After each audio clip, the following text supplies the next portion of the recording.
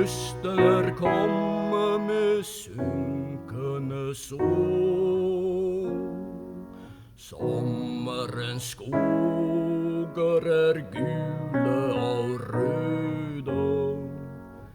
Netterne kalde og engene øde.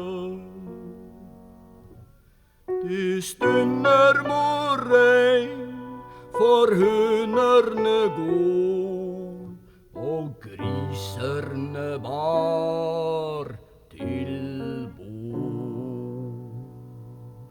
Og utover jordet går allting på sned. Kua tar selveste oksen på hornet, og enda går bonden og sliter med kornet.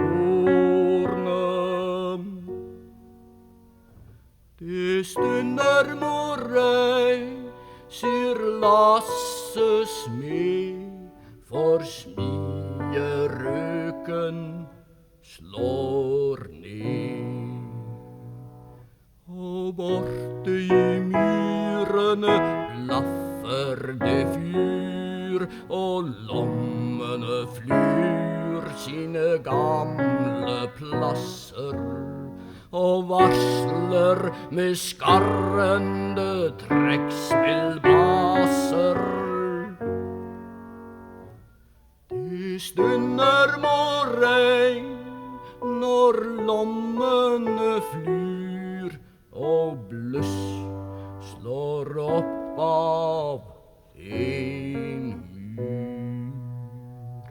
Men inne i viken står fiskeren trygg og tenker at kjære sin båt for året.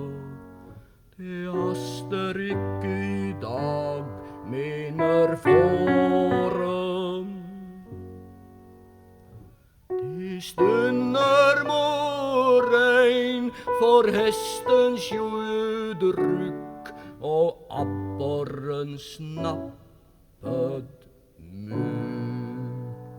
Da blinker på himmelen en ild så kåt, og jorden ryster og tordenen skraller, og dagen går under og regnen faller.